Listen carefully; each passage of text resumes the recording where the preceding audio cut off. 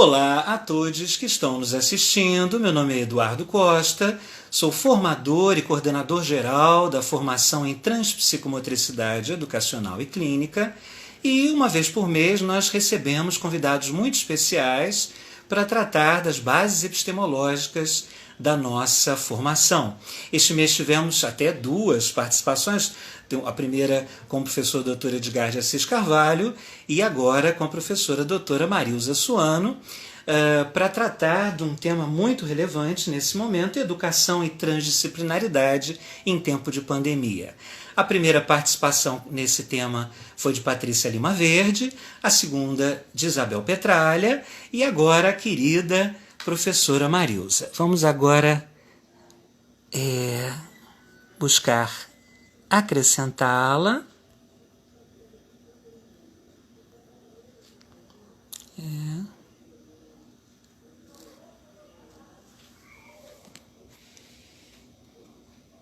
Mais uma vez acontece a mesma coisa. Não estou conseguindo acrescentar a professora. Marilza, você consegue solicitar a sua entrada?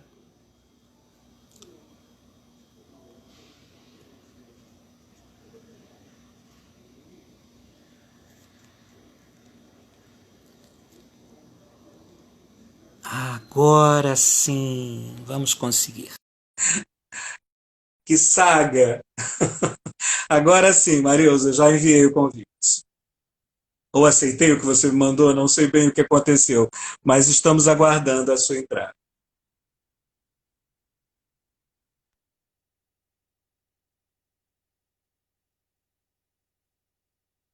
Estamos aguardando. Para aqueles que desejarem saber um pouco mais sobre a formação em transpsicomotricidade, basta visitar nosso site www.transpsicomotricidade.com.br.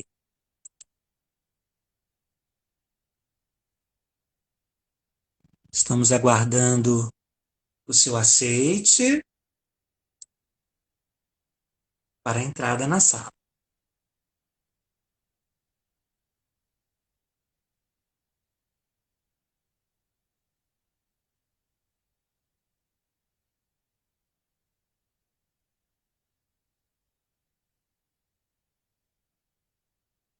Vou mandar novamente.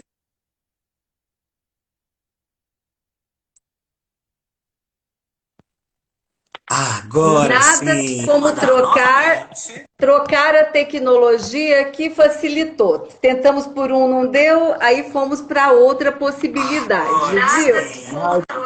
viu? Trocar a tecnologia que facilitou. Tentamos por um, não deu.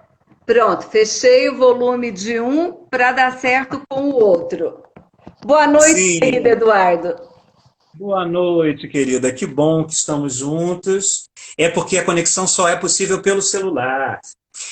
Deixa eu apresentar a vocês a querida professora doutora Marilza Suano, que muitos já conhecem, mas para aqueles que não conhecem, vou ler um pouquinho da trajetória dela, que é uma linda e longa trajetória na educação e na transdisciplinaridade.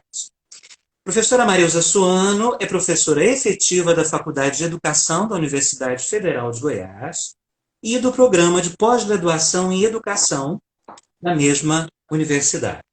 Líder do Grupo de Estudos e Pesquisa em Didática e Questões Contemporâneas, Didactique, da UFG também, doutor em Educação pela Universidade Católica de Brasília, tem também um doutorado sanduíche realizado na Universidade de Barcelona, é mestre em Educação pela Pontifícia Universidade Católica de Goiás, graduada em Pedagogia pela Universidade Federal de Goiás, membro do Grupo de Pesquisa Ecologia dos Saberes e Transdisciplinaridade, EcoTransD, da UCB, membro da Rede Internacional de Escolas Criativas, Construindo a Escola do Século XXI, e membro do Núcleo de Formação de Professores da Faculdade de Educação da UFG. Querida Marilza, eu sempre que recebo os nossos convidados, peço que eles falem um pouquinho para a gente como é que foi essa chegada, essa aproximação ao pensamento complexo e à transdisciplinaridade. Olha, na minha apresentação, você esqueceu de algo importantíssimo, que eu sou sua É? amiga, que te Sim. adoro e Oh, que querido. eu, que sou uma pessoa, às vezes, um pouco travada na minha corporeidade, quando estou com você, eu danço, eu me exercito, eu me aventuro na psicomotricidade. Então, isso faz parte, viu, da minha apresentação da noite de hoje. Muito obrigado, querida. É recíproco. Você sabe que eu tenho um carinho enorme por você, um respeito enorme também pela sua trajetória. E está sendo um prazer incrível ter você aqui conosco para trocar sobre esses temas tão ricos e tão fundamentais, né, no nosso momento de hoje. Então, Eduardo, como é que eu cheguei nessa discussão da complexidade da transdisciplinaridade, né? Primeiro, dentro da própria UFG, alguns pares fazendo esses estudos, fui me aproximando, mas efetivamente, quando conheci Maria Cândida Moraes, pronto, meu encantamento pelas reflexões, pela seriedade na discussão epistemológica, ontológica, e aí então conheci na Católica de Brasília o grupo Ecotrange, um grupo já bem consolidado, com uma discussão pujante, que já vinham fazendo teses e dissertações desde a época que Maria Cândida estava na PUC São Paulo. Então, foi com esse grupo que eu tive a oportunidade de ir aprofundando as leituras. E isso lá para os idos de 2008, quando Maria Cândida organizou em Brasília um encontro em que esteve Edgar Morin, Leonardo Boff e tantos outros. Aí sim, as minhas leituras foram se intensificando. Que maravilha! O nosso tema de hoje é um tema que tem trazido muitas dificuldades e muitas preocupações, né, para educadores, pais e sociedade em geral, né, que é a educação. Nós estamos vivendo esse momento de isolamento, que a gente não sabe bem quando vai terminar.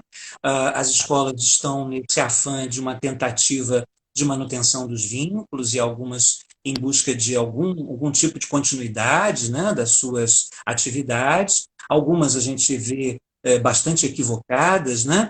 Então eu queria te perguntar uma pergunta, duas perguntas numa só, né? Primeiro, como é que você concebe a transdisciplinaridade e como é que você vê que o olhar da transdisciplinaridade e do pensamento complexo possam nos ajudar a enfrentar esses grandes desafios que a gente está vivendo no momento?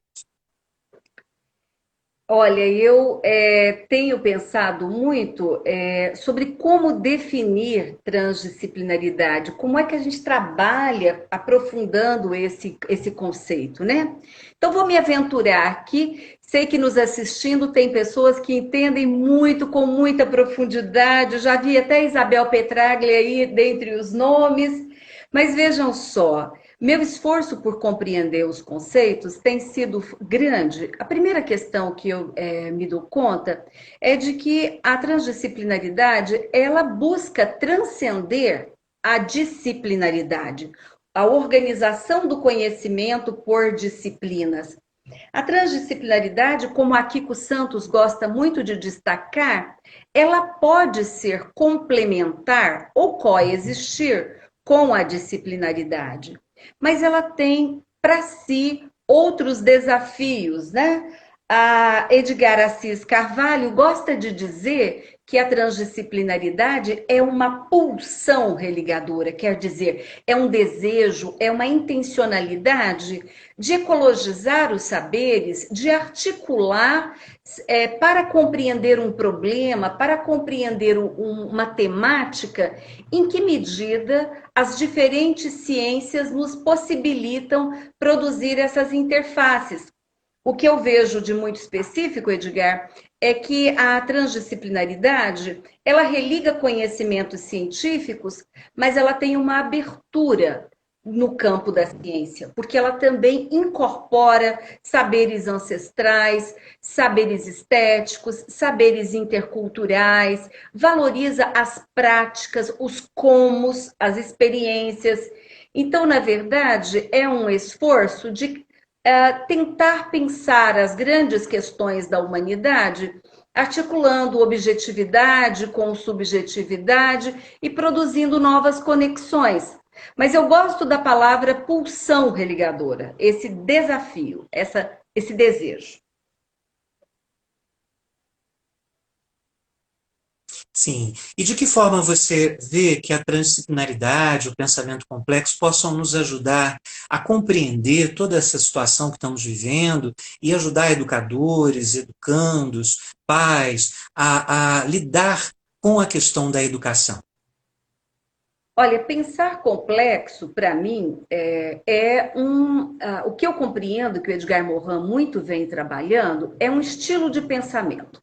O Edgar Morin nos coloca num novo desafio, quer dizer, como pensar problematizando o mundo presente. Problematizar o mundo presente não nega a historicidade, óbvio, não dá para pensar o presente sem sua constituição, que é histórica. Mas esse estilo de pensamento que problematiza e refuta um conjunto de ideias muito estruturadas seja pelo positivismo, seja pela ciência moderna, seja pela escola tradicional. Então, ele vai nos impulsionar com novos operadores para nos instrumentalizar com uma nova lógica, uma outra racionalidade, uma outra possibilidade de perceber o que seriam, então, conteúdos pertinentes neste momento na história da humanidade. Quer dizer, o que a escola, a universidade, a família, o cinema, a sociedade poderiam problematizar para nos darmos conta de quem somos, o que estamos fazendo aqui, qual seria a possibilidade de pensar o futuro, seja da educação, da sociedade, de uma conjuntura de América Latina. Então, é um desafio, né? Agora, óbvio, estruturada em um conjunto de obras, e o Edgar Morin não para de escrever, aí próximo aos seus 100 anos, e cada dia descobrimos uma nova publicação. É verdade, é verdade. Bom, eu fiz um movimento, conforme nós conversamos, de tentar fazer um caminho para essa nossa fala. Acho que posso fazer um caminhar aqui nesse momento, correto? Sim, querida, sim. Ótimo, então vamos lá.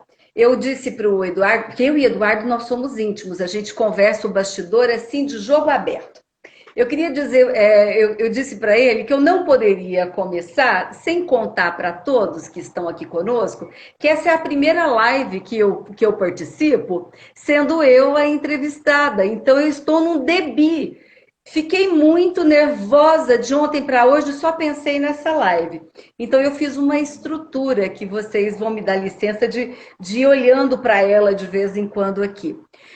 Eu disse para o Eduardo que eu gostaria de, antes de entrar efetivamente nos meus tópicos, de manifestar o meu pesar por tantas mortes em detrimento da pandemia do coronavírus e dessa doença Covid-19.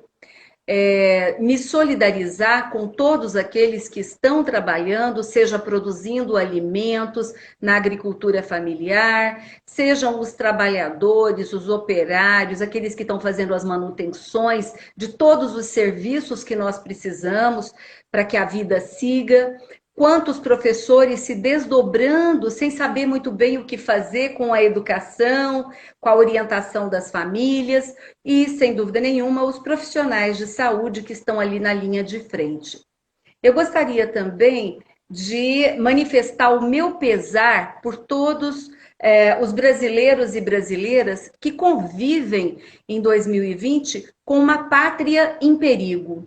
Uma pátria em perigo com governantes, empresários, uma parcela significativa da população que não compreendem e não respeitam a Constituição e a democracia, e muito menos têm tido uma ética e um respeito à vida em compreender que em um Estado de emergência sanitária, deveríamos todos estar atentos às orientações da Organização Mundial de Saúde, das orientações médicas e científicas.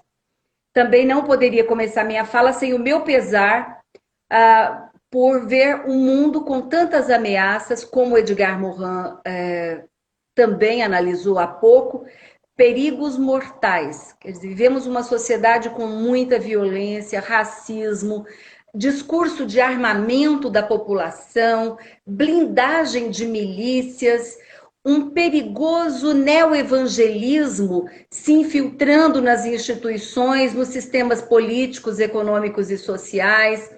Muito me preocupa escolas sendo opressoras, conservadoras, militarizadas, repletas de falsos moralismos e crendices de todas as naturezas.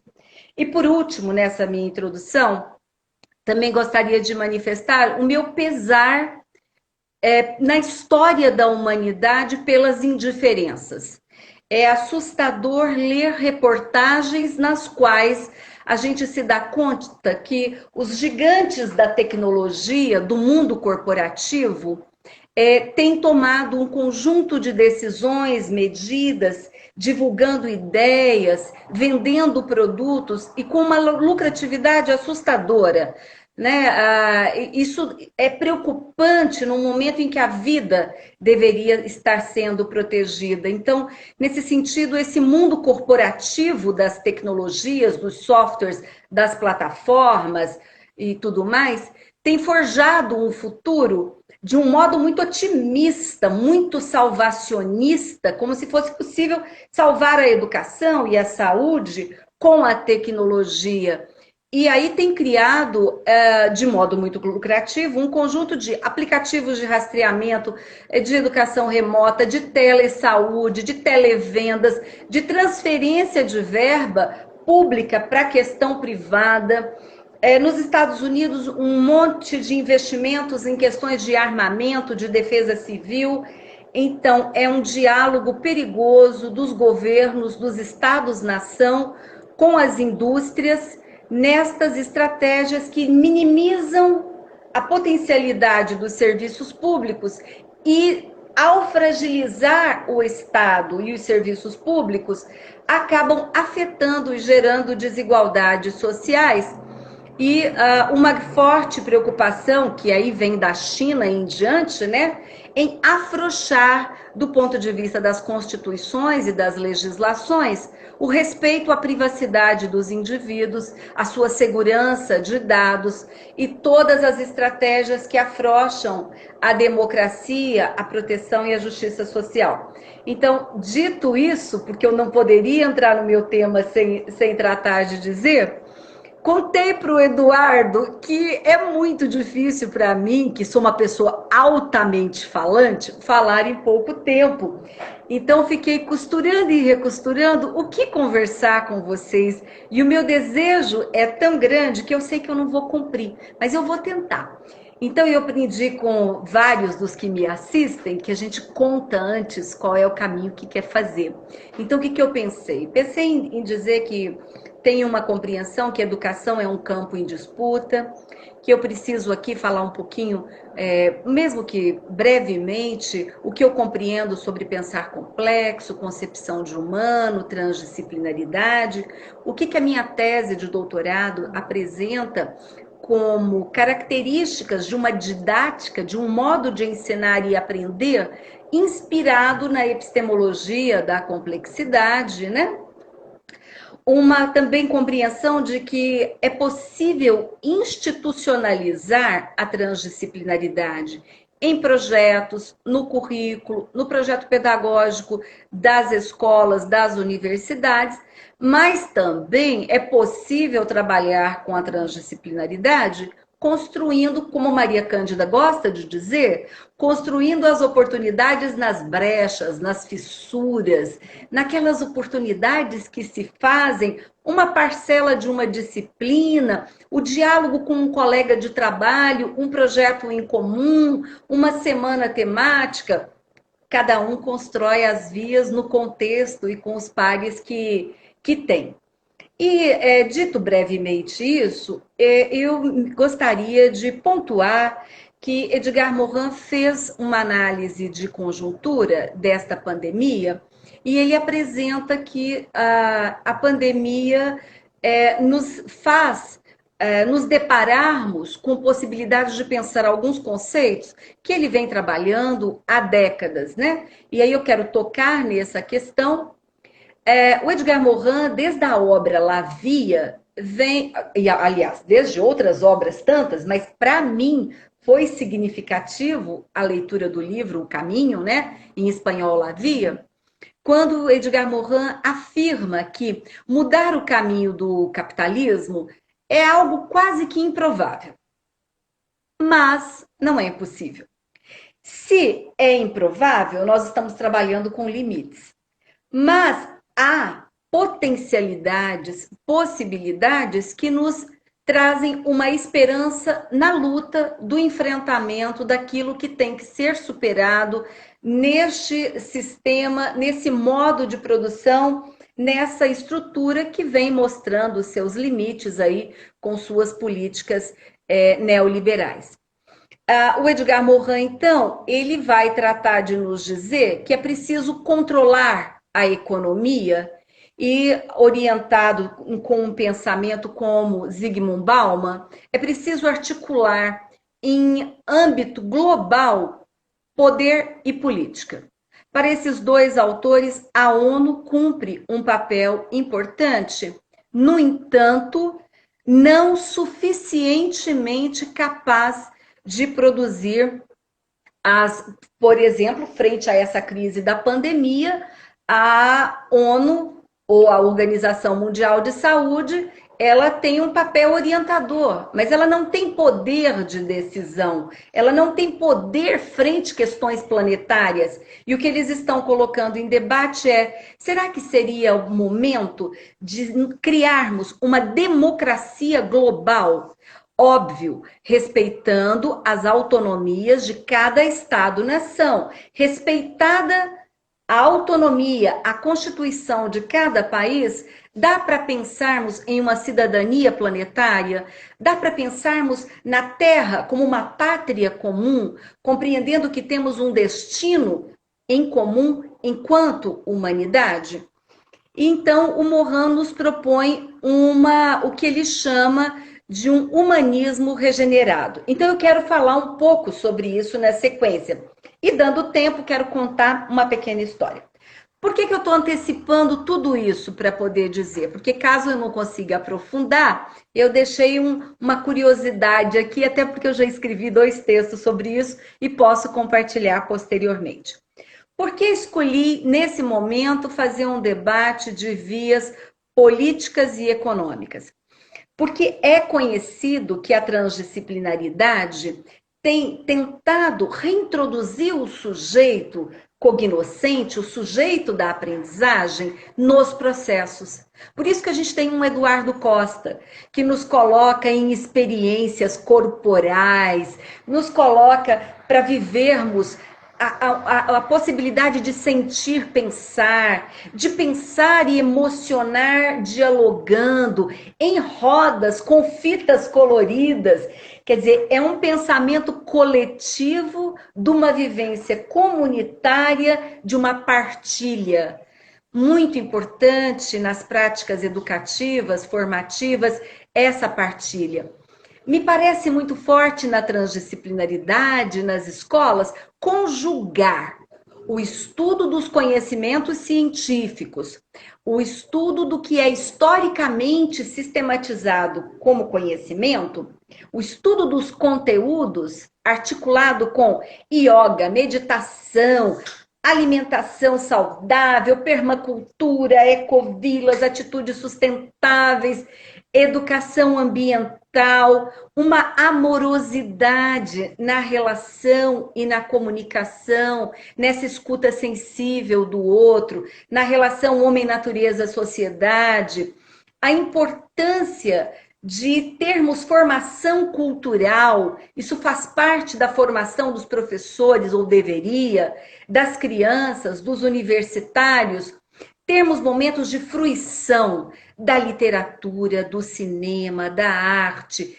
termos contatos interpretativos com diferentes representações da realidade, visitar museus, instalações. Quer dizer, a transdisciplinaridade tem construído práticas escolares e universitárias com esta razão sensível que tenta produzir conexões. Frente à matemática, como nos colocarmos em experiências que sejam problematizadoras e sensíveis, né?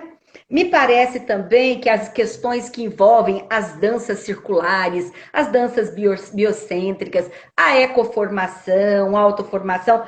Por que eu estou falando esse monte de coisas? Porque eu estou dizendo, tudo isso me parece que é forte. Quando se fala em transdisciplinaridade, vão dizer, é um grupo que valoriza liberdade, liberdade de escolha, fraternidade. É um grupo que valoriza as histórias de vida e as narrativas. Sim, e neste bojo é que nós vamos pensando que educação é um campo em disputa. Antes da pandemia, durante a pandemia e posterior à pandemia. Por quê? Porque nós temos intencionalidades, finalidades com a formação. É uma formação intelectual, sim. É uma formação política, sim. É uma formação crítica, mas é uma formação que também busca um equilíbrio na inteireza do ser. Então, não basta saber muito e não ter um equilíbrio emocional, não curtir a vida, não passear, não namorar, não se aventurar por experiências. Acho que acabei de ver o Júlio Van por aqui também. Imagina, assistir uma live com o Júlio em que ele interpretava, ele se colocava. Gente, que coisa mais linda! O artista nos toca até nesta nova possibilidade que eu nunca tinha visto, que era uma live com um artista com tanta expressão, com tanta teatralidade, com um texto tão bonito e pujante. Então, nesse campo em disputa, a transdisciplinaridade disputa também. Ela vai dizer, o saber da disciplina é importante, as áreas do conhecimento são importantes, as tradições educativas e formativas têm o seu lugar, mas é possível ir além. Né? E nesse movimento, quando vem toda a discussão da pandemia, nós tivemos aí de modo acelerado a questão do virtual. Algo que nós não tínhamos tão forte, principalmente no ensino fundamental e tudo mais. Então, eu queria destacar que, o João Henrique veio me dar uma assessoria e eu acabei descontrolando aqui e tombando. Mas vejamos se agora ficou bom. Vamos manter como estava, porque estava funcionando. Tá ok, João Henrique, obrigada. Então, o ensino remoto, olha, ele bateu aqui novamente e trombou. Perdoe-me, olha só. Vamos aprendendo a usar. Eu não tenho um pezinho que segure o celular, por isso que eu estou aqui fazendo este equilíbrio, né? Então, o que eu queria destacar, porque não vou entrar na seara do debate do ensino remoto, não vou fazer esse debate aqui, mas eu queria destacar alguns pontos muito rapidamente. A minha compreensão é que falar de ensino remoto, seja com crianças, seja na universidade, é uma possibilidade, mas guarda muitos limites e muitos desafios. Consigo ver o ensino remoto como complementar ao ensino presencial. Porque, para mim, ensino remoto não substitui, em momento algum, uma necessidade humana de presença, de contato, de olhar, de vida comunitária, de troca, uma relação de aprender a escutar, aprender a estar com o outro, conviver com a diferença, visualizar na relação a construção do saber do outro, que é de uma outra natureza presencialmente. Então, eu gostaria de dizer que esta possibilidade de aprender, desaprender e reaprender, que tanto eu escutei na última semana, acho que tudo isso é possível, sim. Só desde que estejam assegurados a todos as possibilidades. Então, guarda muita preocupação a escola pública, a universidade pública, os estudantes de baixa renda, como neste contexto tentar pensar na oferta, uma vez que estamos num país que é tão desigual que o saneamento básico não é para todos. Lavar as mãos, o que é minimamente importante em um contexto de pandemia, muitos cidadãos não têm dentro do seu barraco como lavar as mãos, como tomar um banho, como se higienizar adequadamente. Não dá para pensar na oferta mediada por tecnologia em contextos tão desiguais, a menos que se crie estratégias para que seja possível que todos acessem, né? Então, dito isso, eu gostaria de ir um pouquinho à frente. E, Eduardo, você me interrompa quando você achar necessário, Tá certo, bem? querida. Mas a nossa questão é exatamente essa, né? É entender como esses pensamentos. Eu gostei de um termo que você usa num dos seus lindos artigos, esses pensamentos pimenta, né? Que incendeiam a nossa mente, que incendeiam as velhas estruturas, né? Como é que essas várias vertentes de saber podem nos ajudar nesse momento, né? Porque, como você já disse, estamos vivendo um desgoverno muito intenso. Aqui no Rio de Janeiro, nós estamos, então, com uma mortandade absurda e os governantes mandando as pessoas às ruas. Essa questão da nossa imensa desigualdade está gritante, né? Então, é disso mesmo, né? Você prosseguindo, com certeza vai estar continuando a nos beneficiar para que a gente possa entender através de outras óticas, né? Através de outras possibilidades de reflexão, primeiro o que a gente está vivendo, né? E depois o que a gente pode realmente estar lançando mão e realizando nesses tempos tão terríveis, né? Tanto do ponto de vista sanitário quanto do ponto de vista político, né? Mas está maravilhoso, prossiga. Então, olha, eu gostei muito quando eu li o Rubem Alves nessa crônica, que ele fala exatamente isso, que a pimenta, ela nos provoca uma ardência. Quando você come uma pimenta, você vai parar em um outro lugar, ela te aquece, te desestabiliza. E que ele diz, então, que há pensamentos que são como pimenta. E eu fiquei muito encucada com isso, porque, veja, essa pulsão religadora, esse desejo de pegar uma temática e buscar compreendê-la, às vezes a partir de uma nota jornalística, de um texto jornalístico, gera-se uma problematização daquela temática, e aí eu vou ver quais saberes são fundamentais do ponto de vista da química, do ponto de vista da economia, do ponto de vista histórico, e aí são tantos aspectos que me fazem visitar obras e autores da geografia, história, economia, e de repente me vejo pesquisando tantos autores e bancos de dados de tantas áreas para tentar construir uma religação na percepção desse metatema. Então, isso é um esforço, isso é uma tentativa. Então, eu vejo um pouco como aventura, sabe? Me coloco numa. Eu sou professora de estágio, trabalho com a formação do pedagogo.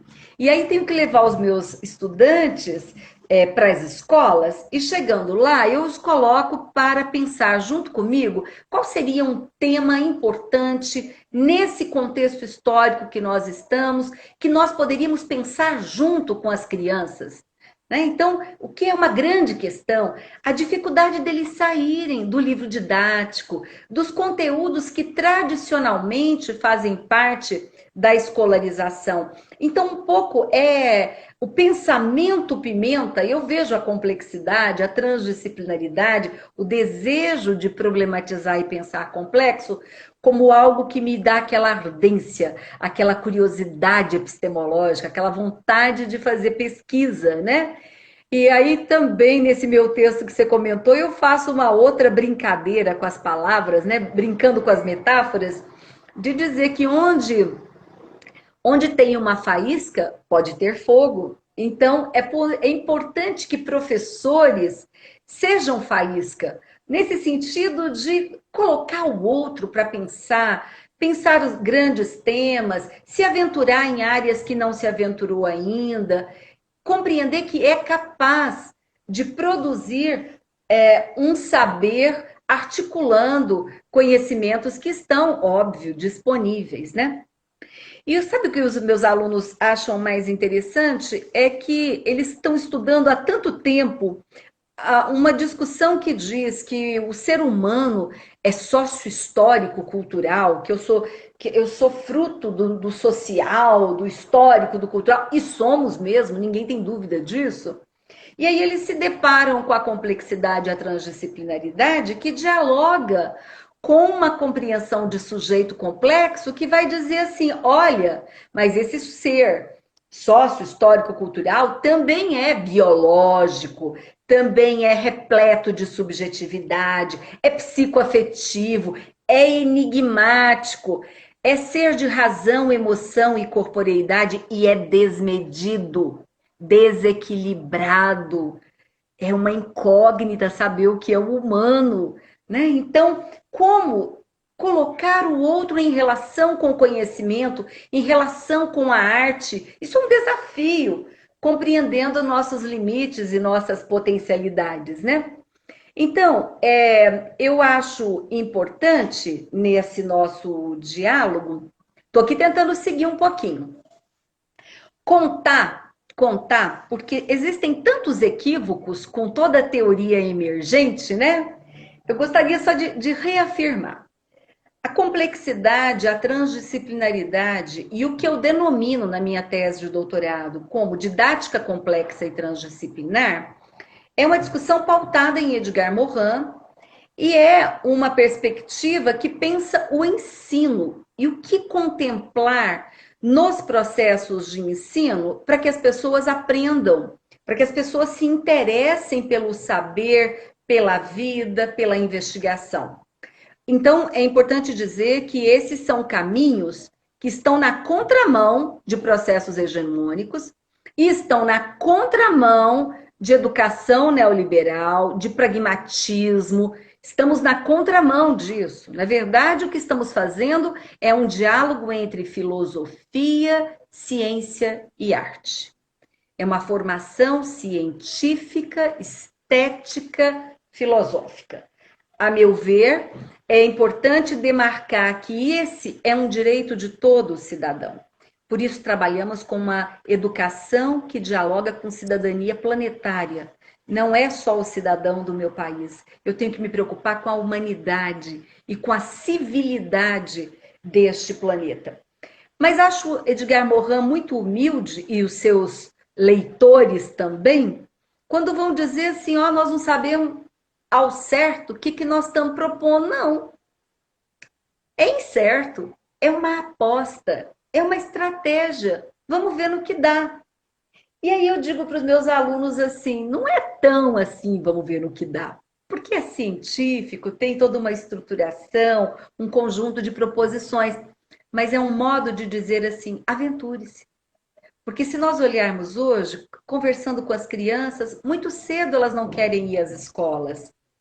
Elas não estão tão envolvidas como deveriam com a escola, nem os universitários, né? Então, a relação com o conhecimento, a consciência mais ampliada de mundo, de pertencimento terreno, isso pode ser impulsionado. Então, esse seria o nosso esforço. Então, gente, não estou fazendo nada que não tenha sido combinado. Eu e Eduardo combinamos que eu iria fazer essas falas. Ele é tão generoso que ele falou, Marilza, fica à vontade, porque você sabe lá o que você tem para dizer, mas volta a colocar. Quando queira, estou aqui para você me interromper. O que eu identifico na minha pesquisa de doutorado? Que os professores investigados, e alguns deles estão aqui assistindo, são pessoas que buscaram intencionalmente produzir rupturas com o paradigma educacional hegemônico predominante e vão se aventurar em um estudo sério, profundo, de paradigma emergente, da epistemologia da complexidade, das relações entre ontologia, epistemologia e método complexo. E quais são as... Aqui chego na minha tese. E aí eu vou ser pontual. Vou dizer de carreirinha. O que eu descobri com a minha tese? Que professores que tentam construir uma didática para pensar complexo e transdisciplinar, a primeira coisa que eu os percebi falando e fazendo é o desejo de produzir vínculos, descobrir os motivos e as motivações dos estudantes. Fazer aquilo que Morin chama, em seu princípio, denomina como reintrodução do sujeito cognoscente na produção do conhecimento. Qual é a história de vida? Qual é a narrativa desse sujeito? Como é que ele se conecta e produz desejos de estar conosco numa disciplina, ou em um curso, ou em uma formação, pensando, investigando, buscando, se aprimorando, né? Então, quais são suas grandes questões? O desafio de pensar complexo enquanto um movimento que envolve pesquisa, um movimento que envolve reconectar dimensões e referências plurais. Esses professores também, então, ao fazer esforços para transdisciplinarizar, destacavam uma intenção muito clara.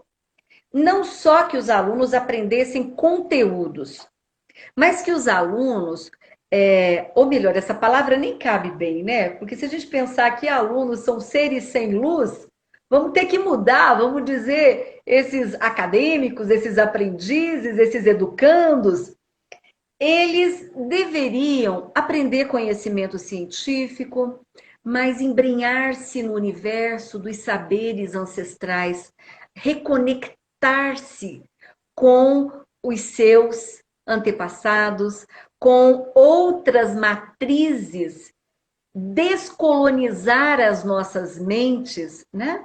Então, me pareceu importante algo que vários destes, quando entrevistei, me insistiam em dizer, que a transdisciplinaridade, ela visa religar a cultura das humanidades, a cultura da reflexão, da problematização, das grandes questões filosóficas, com uma outra cultura científica altamente influenciada por uma objetividade, neutralidade, que mesmo no século XX, tendo sido questionada por várias frentes científicas, ainda é forte. Uma cultura científica e escolar muito tradicional e muito objetiva, né? Muito conteudista. Bom, nesse desejo de impulsionar as aprendizagens e as consciências, eu identifico também como outra característica da didática complexa e transdisciplinar, ensinar as pessoas a pensar a história imersa em incertezas, né? Imersa em vias que se produziram sem que antes se tivesse tanta previsão. Estamos numa pandemia e não sabemos ao certo, enquanto não tivermos vacina, os países que saíram da pandemia agora, saíram da pandemia ou saíram da primeira onda da pandemia, teremos uma vacina antes de um novo contágio em âmbito mundial? Como é que vamos ter estas questões emergindo, né? Então, esse diálogo com a incerteza me parece uma característica. Também muitos professores construindo metatemas, quer dizer, temáticas fundamentais para entender o mundo presente, e dizendo assim, eu não quero que ele compreenda, não é o conteúdo da disciplina, não é exatamente isso. A intencionalidade é que ele produza meta-ponto de vista. E eu fiquei muito pensativa com essas questões. É um outro lugar para o processo de ensinar e aprender, que não está no limite de memorizar e repetir o que Foucault, o que Bourdieu, o que Morin, o que Marx. o que Libânio, o que Joana Peixoto, o que Maria Cândida, Isabel Petraglia disseram. É de outra natureza, é como construir com os estudantes esse exercício de ser argumentativo, reflexivo, mas que dê conta de chegar em duas grandes questões. Na produção de pontos de vistas amplos sobre o que é a vida, o que são as grandes questões econômicas, políticas, e aí construir metaconceitos. Algo que eu ainda não sei fazer muito bem, não, mas eu espero dar conta em algum momento. Tenho feito alguns esforços nesse sentido. Então, Eduardo, quando me perguntam o que é uma didática complexa e transdisciplinar, é tudo isso que eu estou falando, impregnado nas finalidades, nas intencionalidades do professor e do projeto. Então, a gente tenta produzir relações que são ternárias. É muito comum o diálogo entre a relação entre teoria e prática. Esse é o nosso desafio eterno, relacionar teoria e prática. O que a complexidade traz como um movimento a mais, na minha compreensão? É que na relação entre teoria e prática é importante considerar a experiência do sujeito individual, do sujeito coletivo e os traços desta cultura. Então, incorpora-se, complexifica-se as relações no processo de ensino, de aprendizagem e de estudo dos temas. O que eu considero como uma prática emancipadora, como uma prática crítica. Por vezes, escuto alguém dizendo que a perspectiva complexa não seria crítica. Eu digo, olha, bem, desde a raiz, desde o seu nascedouro, se estou falando da produção intelectual de Edgar Morin, ela está entrelaçada com uma discussão sobre o social, sobre a história da humanidade, sobre uma postura transformadora das relações sociais, culturais, históricas, sociais. Então, a base é crítica, não tenho como negar, né? E aí, fechando esse ponto da minha tese, Eduardo, eu escrevo uma coisa assim, que a finalidade da educação, a partir de um esforço de didática complexa e transdisciplinar, poderia ser, por enquanto, porque se o conhecimento está sempre em construção, em revisitação, por enquanto, eu diria assim, qual é a finalidade da educação na perspectiva complexa e transdisciplinar? Eu, Marilza, na minha tese, digo que a finalidade é produzir reforma do pensamento para impulsionar um outro estilo de reflexão, argumentação, análise, um modo de pensar que talvez favoreça a conjugação de 3 tipos de transformação diferente.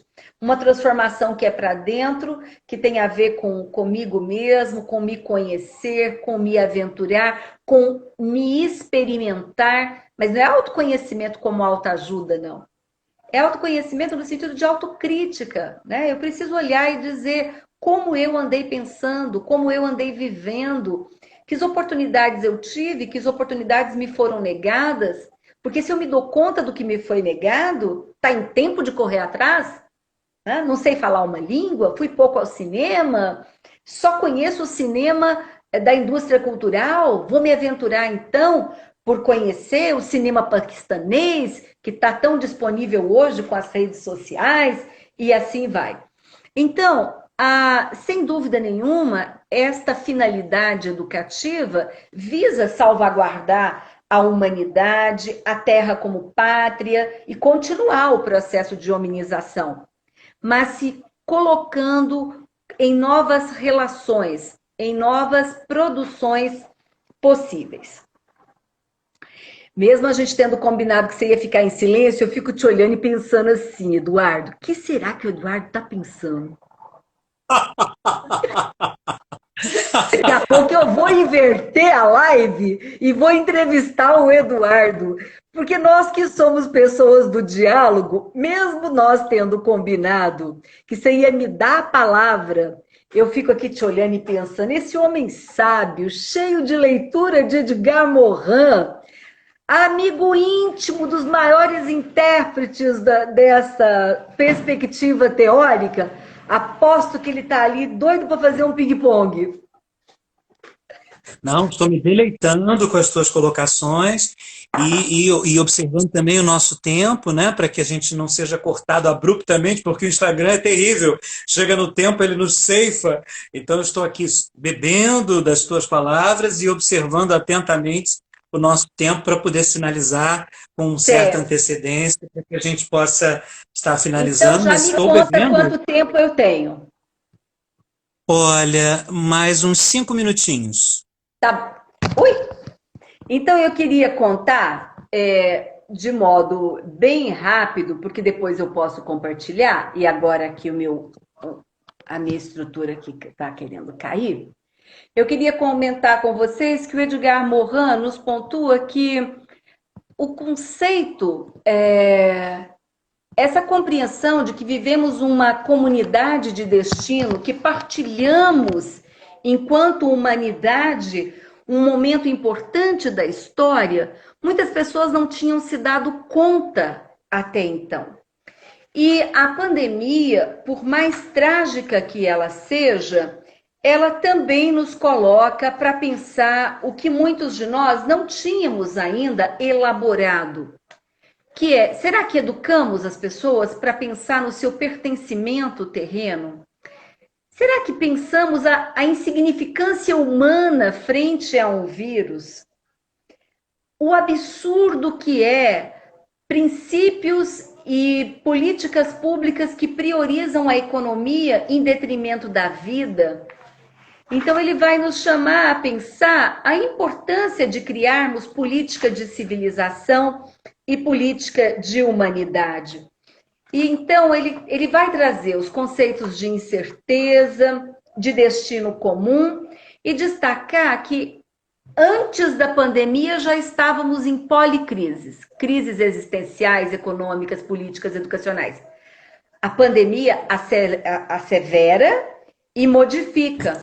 Mas há algo que podemos fazer nesse momento.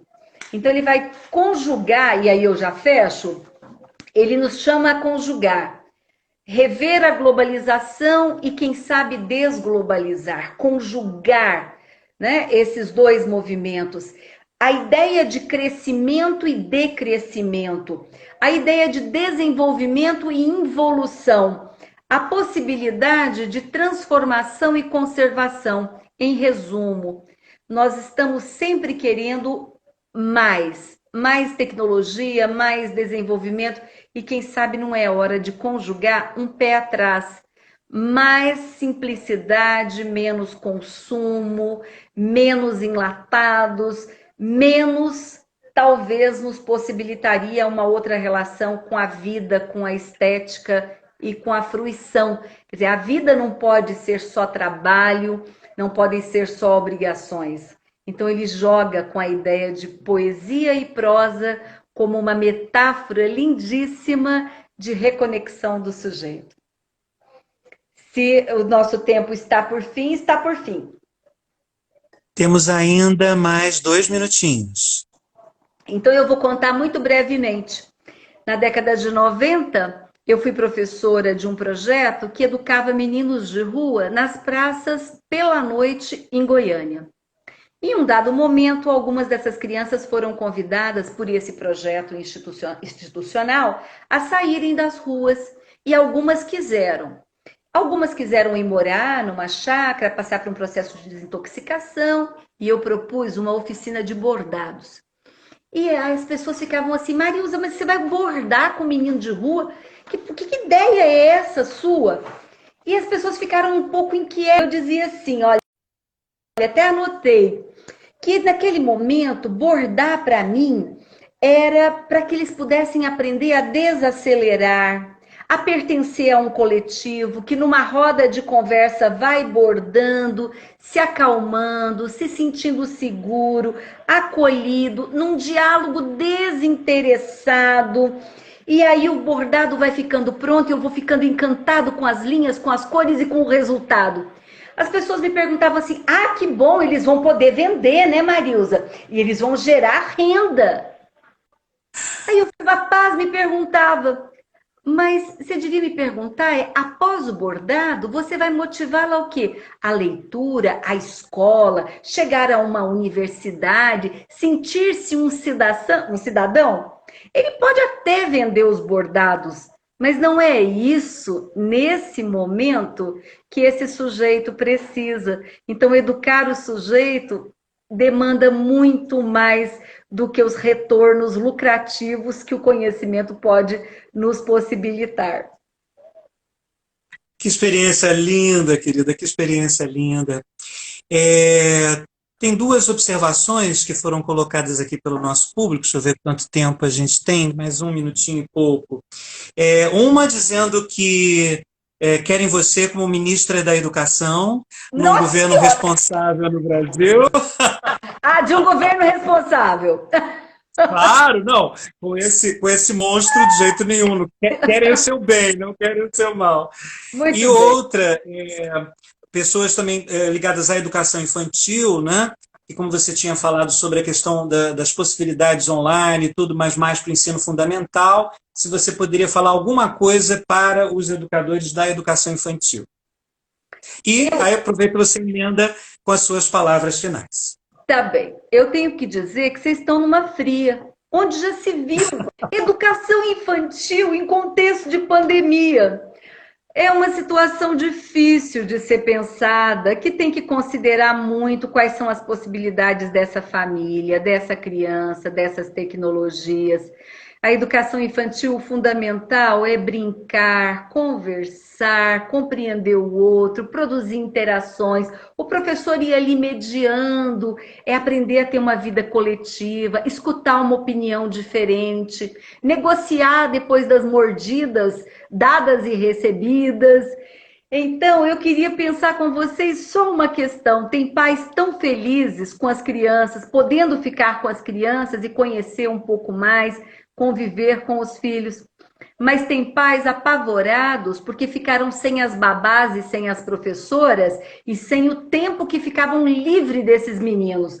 Então, esses pais estão apavorados, doidos para a escola voltar, porque não tiveram também uma oportunidade de aprender a ser pais. Mas talvez seja essa uma oportunidade. E temos um terceiro movimento, que são os pais que não puderam deixar de trabalhar e estão tendo que sair e voltar para casa todos os dias, tão preocupados se estão contaminando ou não os seus filhos, ou colocando ou não suas famílias em perigo. Então, acho que a educação infantil tem que parar e pensar assim, como será que está essa família e em quais dessas vias possíveis eles transitam, porque podem começar estando em uma e terem que migrar para outras. Então, acho que é um olhar muito atento, humano, e ajudando esses pais a compreender que nada vai substituir a escola. Nenhum pai substitui um professor. Nem o melhor ensino remoto substitui uma convivência, uma experiência de partilha, uma acolhida gostosa do coleguinha quando você chega, dividir um lanche na hora do intervalo. Então, são muitas aprendizagens, né? E escutar as opiniões diferentes, que as crianças vêm comentando o mundo, a vida, as interpretações e vão contando. Mas a minha avó não pensa assim, não. Contei essa história para minha tia, ela não riu e era tão engraçada. Então, veja, a criança vai percebendo os adultos, as personalidades, o mundo, pela pluralidade dos convívios. E a criança, agora, muito tempo em casa, temos que ter um forte olhar para as violências. Quantas crianças em situação de vulnerabilidade, adultos desequilibrados. Então, a sua saúde, o seu cuidado, a sua possibilidade de vida saudável, acho que é a maior contribuição. Mas a arte, ela sempre nos toca. Se tiver que fazer, vamos com um bocadinho de arte, um bocadinho de literatura, uma contação de histórias, uma possibilidade de ver um documentário e papear depois. Porque não adianta se a gente fizer atividades virtuais e não dialogarmos, não trocarmos percepções, se não pudermos mediar todo esse momento. Querida, eles já estão na contagem regressiva. Eu quero te agradecer demais, de todo o coração. Com certeza suas palavras preencheram muitos corações e ajudaram muitas pessoas. Então, quero te agradecer imensamente por esse momento. E em breve estaremos juntos em algum outro momento, mesmo que à distância, para nos religarmos, para nos fortalecermos. Muito obrigado de todo o coração.